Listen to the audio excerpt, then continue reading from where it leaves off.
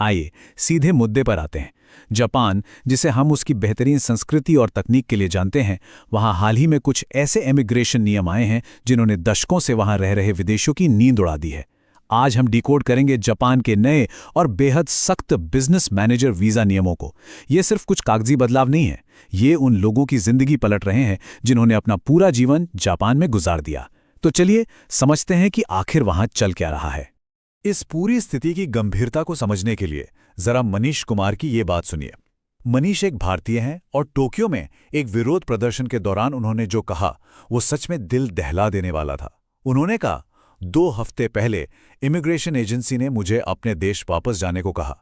मेरे बच्चे जापान में पैदा हुए, यहीं पले बड़े, अब मैं क्या करूं? सोचिए, जिस इंसान का पूरा परिवार वहीं का हो, बच्चे सिर्फ जापानी जानते हों, उसे अचानक कह दिया जाए कि अपना बोरिया बिस्तर बांधो और निकलो।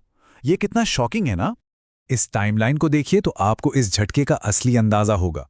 मनीष कुमार ने अपनी जिंदगी के 30 साल जापान में बिताए हैं। पिछले 18 सालों से वो साइतामा में एक बेहद सफल रेस्टोरेंट चला रहे थे। 30 साल का सफर, और उन्हें अपना वीजा रिन्यू ना होने पर देश छोड़ने के लिए कितना वक्त मिला? सिर्फ 2 हफ्ते। जी हां, सिर्फ 2 हफ्ते का नोटिस। ये सिर्फ मनीष की कहानी नहीं है, ये जापान में अपना बिजनेस चला रहे हजारों विदेशी लोगों के सिर पर लटक रही तलवार है। अब ये तो हुई एक इंसान की बात। चलिए जरा बड़ी पिक्चर देखते हैं। 96%, ये कोई छोटा मोटा आंकड़ा नहीं है। जब से अक्टूबर 2023 में ये नए नियम लागू हुए हैं, बिजनेस मैनेजर वीजा के आवेदनों में सीधे 96% की भारी गिरावट आई है। मतलब नए विदेशी उद्यमियों के लिए वहां काम करने के दरवाजे लगभग पूरी तरह से बंद हो गए हैं। इसे थोड़ा और आसान तरीके से समझते हैं। पहले क्या होता था? हर महीने औसतन लगभग 1700 वीजा आवेदन आते थे, और अब ये आंकड़ा गिरकर सिर्फ 70 रह गया है। 1700 से सीधे 70, मतलब ग्राफ बिल्कुल धड़ाम से नीचे गिरा है। इससे साफ पता चलता है कि ये नई नीतियां कितनी सख्त हैं। लोग अब अप्लाई करने की हिम्मत तक नहीं जुटा पा रहे। तो अब सवाल ये उठता है कि आखिर ऐसा क्या बदल गया? जापान ने अचानक ऐसा क्या कर दिया? दरअसल विदेशी उद्यमियों के लिए वीजा की शर्तें बहुत ही ज्यादा कड़ी कर दी गई हैं। आइए उन 5 बड़े नियमों पर नजर डालते हैं जिन्होंने ये पूरा गेम ही पलट कर रख दिया है। सबसे पहला और सबसे बड़ा झटका लगा है इन्वेस्टमेंट के मामले में। देखिए, पहले बिजनेस वीजा के लिए न्यूनतम पूंजी निवेश की जरूरत थी 50 लाख येन, जो भारतीय रुपयों में करीब 30 लाख होते हैं। लेकिन नए नियम के तहत इसे सीधे 6 गुना बढ़ाकर 3 करोड़ येन कर दिया गया है, मतलब लगभग 2 करोड़ रुपए। अब आप ही बताइए, एक छोटे व्यापारी या नए स्टार्टअप के लिए शुरुआत में ही 2 करोड़ रुपए जुटाना कितनी बड़ी बात है। दूसरा नियम कर्मचारियों की भर्ती से जुड़ा है। पुरानी व्यवस्था थोड़ी फ्लेक्सिबल थी। अगर आपके पास जरूरी पूंजी है तो किसी स्थानीय कर्मचारी को नौकरी पर रखना आपकी मर्जी थी, वो ऑप्शनल था। लेकिन अब ऐसा नहीं है।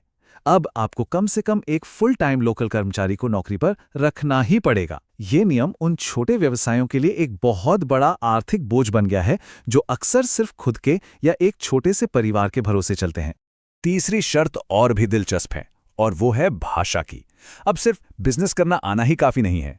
नई गाइडलाइंस के मुताबिक वीजा एप्लीकेंट या उसके फुल टाइम कर्मचारी को जापानी भाषा आनी चाहिए, और वो भी बहुत अच्छी तरह। उनसे JLPT N2 लेवल की उम्मीद की जा रही है। अगर आप नहीं जानते तो बता दूं कि ये जापानी भाषा परीक्षा का एक बहुत ही एडवांस लेवल है। तो अब बिजनेस स्किल के साथ साथ लैंग्वेज में भी सॉलिड होना जरूरी हो गया है। चलिए चौथे नियम की बात करते हैं, जो है आपके अनुभव की सख्त जांच। अब इमिग्रेशन अधिकारियों ने यह साफ कर दिया है कि आपको साबित करना होगा कि आपके पास मैनेजमेंट का ठोस अनुभव है, या फिर आपको अपने बिजनेस से जुड़ी कोई बहुत ही पक्की प्रोफेशनल डिग्री दिखानी होगी। मतलब बिना पक्के कागजात और एक्सपीरियंस के आप ये वीजा भूल ही जाइए। और 5वां बदलाव बिजनेस की असलियत को लेकर है। अब आपके बिजनेस प्लान की बहुत ही बारीकी से जांच होगी, टैक्स रिकॉर्ड्स को खंगाला जाएगा, और सबसे बड़ी बात जिस पर ध्यान देना जरूरी है वो ये कि होम ऑफिस का कॉन्सेप्ट अब खत्म। मतलब अगर आप अपने घर के कमरे से अपना छोटा सा काम चला रहे थे तो वो अब मान्य नहीं होगा। आपको एक अलग और प्रॉपर कमर्शियल ऑफिस स्पेस दिखाना ही होगा। अब आप सोच रहे होंगे कि भाई जापान सरकार आखिर इतनी सख्ती कर क्यों रही है? तो चलिए उनका नजरिया भी समझ लेते हैं। अधिकारियों का कहना है कि ये कदम इसलिए उठाए गए हैं ताकि वीजा के गलत इस्तेमाल को रोका जा सके। उनका तर्क है कि बहुत से लोग बिना कोई असली बिजनेस चलाए सिर्फ लंबे समय तक जापान में रहने का जुगाड़ करने के लिए इस वीजा का इस्तेमाल कर रहे थे। तो सरकार बस इस सिस्टम को सुरक्षित बनाना चाहती है ताकि लूप होल्स बंद किए जा सकें। बात तो सही लगती है, लेकिन सिक्के का दूसरा पहलू भी है। आलोचकों और जानकारों का कहना है कि इन नियमों के चक्कर में वो लोग भी पिस रहे हैं जो बिल्कुल सच्चे और ईमानदार हैं। सिस्टम को सुधारना एक बात है, लेकिन इस सफाई के चक्कर में उन छोटे बिजनेस मालिकों को भारी नुकसान हो रहा है जो सालों से वहां रहकर अर्थव्यवस्था में अपना योगदान दे रहे हैं। ये एक तरह से कोलैटरल डैमेज है, जहां असली उद्यमी बेवजह इस कार्रवाई का शिकार हो रहे हैं। और इसीलिए लोग अब इसके खिलाफ आवाज उठा रहे हैं। 53,000 ये सिर्फ एक नंबर नहीं है। इमिग्रेशन सर्विसेज एजेंसी को 53,000 से ज्यादा लोगों के हस्ताक्षर वाली एक पिटीशन सौंपी गई है। इन लोगों की मांग है कि मनीष कुमार जैसे लोगों के लिए इन सख्त नियमों में कुछ ढील दी जाए। इतने सारे सिग्नेचर साफ दिखाते हैं कि इस मुद्दे को लेकर लोगों में, जापानी समाज में और विदेशी नागरिकों में कितनी गहरी चिंता है। तो अंत में ये पूरी स्थिति हमारे सामने एक बहुत ही गहरा और विचारणीय सवाल छोड़ जाती है। कोई भी देश अपने इमिग्रेशन सिस्टम की कमियों को कैसे दूर करे, वो भी तब जब ऐसा करने से उन लोगों की जिंदगियां उजड़ सकती हैं जो दशकों से उस समाज का हिस्सा रहे हैं। ये सिर्फ जापान की दुविधा नहीं है, पूरी दुनिया के सामने ये सवाल है कि सख्त नीतियों और इंसानी हमदर्दी के बीच वो सही बैलेंस आखिर कैसे बनाया जाए। इस बारे में आप क्या सोचते हैं?